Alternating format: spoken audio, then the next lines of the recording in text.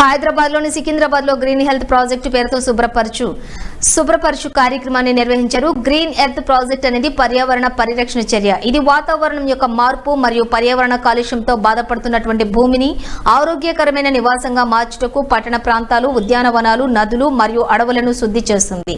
ASEZWAO అధికారి మాట్లాడుతూ, తన కుటుంబాన్ని ప్రేమించే తల్లి హృదయంతో ప్రపంచ కుటుంబానికి స్వచ్ఛమైన వాతావరణాన్ని అందించాలనే ఉద్దేశంతో యువత కలిసి వచ్చారు మరియు ASEZWAO సంస్థ పేరులోని అర్థాన్ని ఆచరణలో పెట్టే అర్థవంతమైన కార్యాచరణ ఇది.